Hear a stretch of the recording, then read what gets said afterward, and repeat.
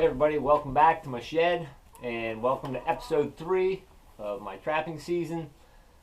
Trapping can be better, but the weather's been pretty rough. A couple things I've learned is that dealing with weather, you can have your work cut out for you when you have rain and freezing conditions and trying to decide whether to remake sets and stuff. It can be pretty challenging to try to catch fox and coyotes. That's one thing I'm learning. Another thing I'm learning is, and I probably said this before, but trying to let sets be set and just leave them alone. I'm learning that the more I monkey with stuff sometimes, I think the less I catch. So, but if you have to go out and you have to remake sets, you got to do what you got to do. Like today, I got to get out and remake a few sets. Some were stepped on, some were run over by four-wheelers or whatever. So I got to get out and remake some and do what I got to do. I want to thank everybody for watching my videos. Thanks to everybody that subscribed. I was surprised when I started getting subscribers and stuff, but pretty cool to me. So I told my daughter that if I hit 30 subscribers, I was going to call myself a YouTube sensation. And she's like, "Dad, there's a guy that has 30 million subscribers." I'm like, "What does he do?" And she's like, "Well, he plays video games." I said, 30 million people watch a guy play video games? She said, "Yep." I'm like, "Oh well, I've actually cracked 60, so in my own mind I'm a sensation, I guess." But the 60 some subscribers I got, they'll probably live more life, see more sunrises and sunsets than all 30 million of those video game subscribers. So I appreciate you watching, appreciate the comments, and even the people who left the negative comments. The great thing about our country, you can say and do what you want most of the time. So thanks for all that. Coming up in the next couple of segments here, we'll do a short segment of some of my catches that I did get on video. I wish I had an hour's worth of video of that, but I don't got it. I got a few catches to show you, and hope you enjoy that. I also had one more trap stolen from me. However, it had a better outcome. Long story short, somebody confronted me, said I shouldn't be setting traps in a location, blah, blah, blah. And because they let dogs run free there. And I caught a dog. Somebody supposedly let the dog go and they had my trap. And wanted to confront me and stuff. So I just called the Pennsylvania Game Commission. Props to them. By the end of that night, had my trap back and was told that that guy would be causing me no more problems. Other than that, caught a few things, and that's about it. So let's go out in the line and see a few catches.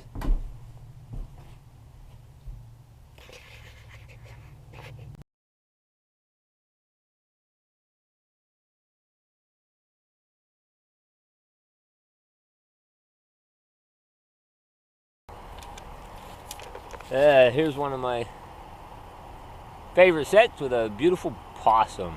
Yay. I gotta get rid of him, and I don't even have my remake kit, so I'll have to come back tonight and remake this set. Well, there's my possum, and right here is coyote track.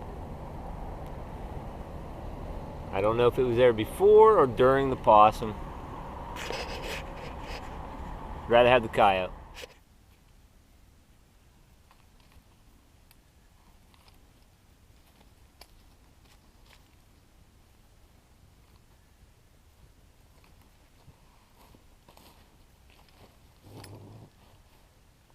Caught this big old boar coon here at my buddy's farm. He's a big one. I literally think that he was attacked by something, maybe a coyote. There's other scratchings. There's a cornfield directly behind the camera, and got a little road coming down from this way. I got a road coming in from behind me. It's just a good location. This was a flat set. I also have a dirt hole over here. It's a big coon, but his leg, one leg is all tore up, and it's not from the trap. I'm not sure what it was, but there's other scratching around here. Looked like something else is in this area. I'm going to get this coon out of here. I'm on my way to work. This isn't my trapping garb here, that's for sure.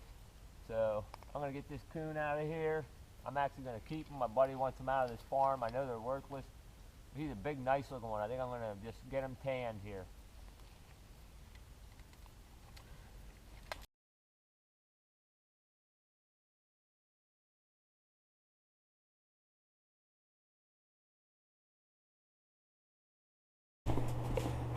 All right, well, here's my coon that I caught this morning.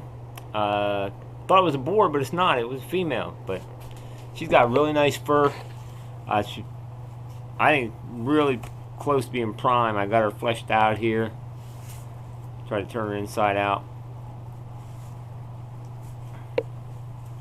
You can see it's pretty, maybe slightly blue in places. But she's got pretty nice fur. And I'm not sure, I still might get her tan. I don't know, I got her fleshed out pretty good here. I know one of the things you got to really watch out on coons is the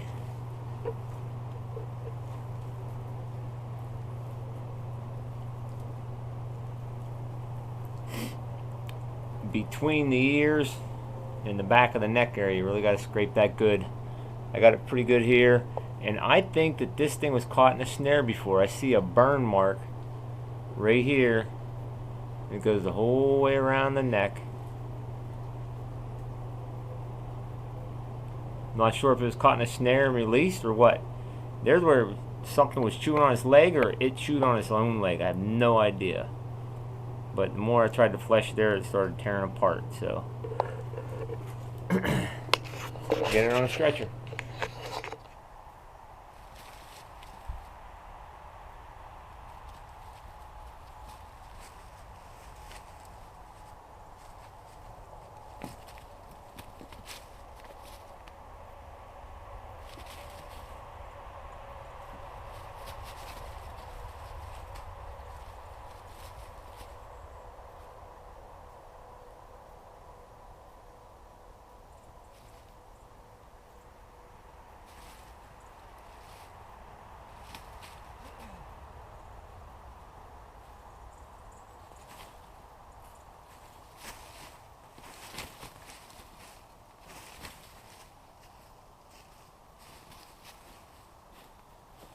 How's it going, everybody?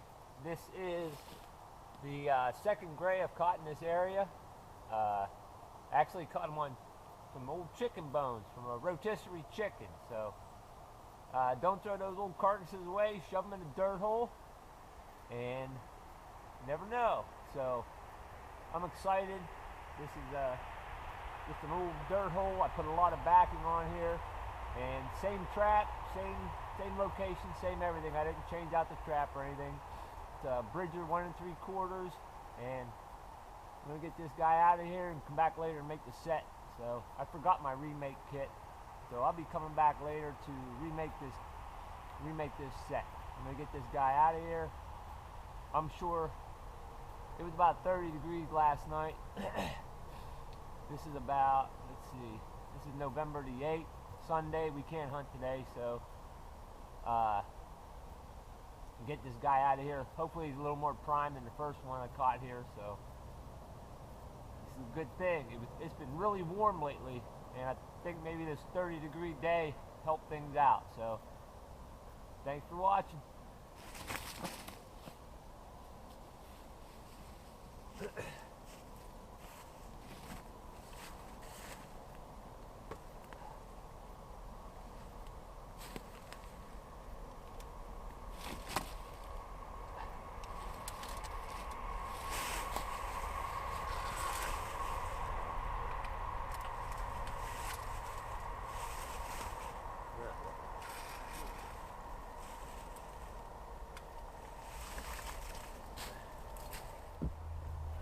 Okay, here's my remake of the set that I caught the gray fox in this morning. The second gray fox I've caught in this location. I got a dirt hole. Well, it's getting pretty tore up. I caught one gray fox early in the season. He was sort of blue, and I had to dig out from the back. They were digging out from behind here, so I piled a bunch of brush back here. All right, and then I had a gray fox this morning in there. I got some old chicken bones and stuff down there, like I said before. So it's getting a little bit tore up. I got it brushed in really well here. The gray fox, they don't seem to mind the brush, so And here's the type of trap I caught it in. The Bridger 1 3/4. For a straight fox trap, this thing's awesome. I did my own laminations on there. Not the greatest, but they work pretty effectively. So I use the same trap. Caught 2 fox in it so far. Hope to have a third here. So I'm going to put a little bit of lure on here maybe and call it a day for trap checking.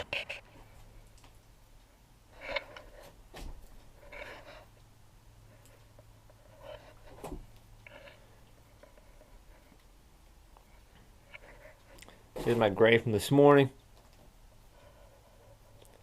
Hopefully it's a little bit better than the first one I caught. That one over there was a little on the blue side, so it seems like it's fairly well furred out here. I'm hoping it's a lot better. So I'm going to get him skinned out here while he's still warm. This area has been nothing but possums for me. I guess it's the perfect location for a possum. But there's a lot of gray fox in this area too though, so second possum I've caught at this log actually. Rather be a gray fox. Oh well, archery season's almost over. I'm running myself ragged really. A couple more days of archery hunting. It is the 13th I believe, Friday the 13th maybe, or 12th. I'm not even sure right now. Wow. Oh well. Had a crazy windstorm last night, so I'll probably hunt from the noon on. Hopefully the wind will die down. Alright. This is one of the things I mean about letting set for quite a while. This thing has been here since the first day. It's now November the 17th, 16th or 17th, I believe. I gotta go to work. Can't say a whole lot right now. I gotta get going. This is a small yote, but that's alright. It looks like it's got some decent fur on it. Better fur than the first one I caught. This is my first catch in a Bridger number 2, other than possums. But it looks like it did a real good job on it. Real nice pad catch and stuff. So I gotta dispatch this coyote, and this is awesome. It's been a while since I caught a canine, so I'll be getting this video put together as soon as possible. I had a lot of deer hunting to do too. Alright, thanks for watching.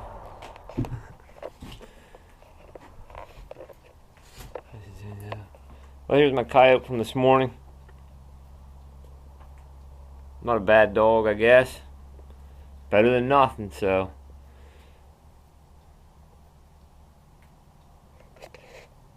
My shed's going to pot though. I had a set-off trap here. Don't know what it could have been, but I'll have to come back and reset that today. Today's the first day of Pennsylvania buck season. I'll be out with my bow though, so. But I caught a raccoon right here. It's been 13 days since I've caught anything.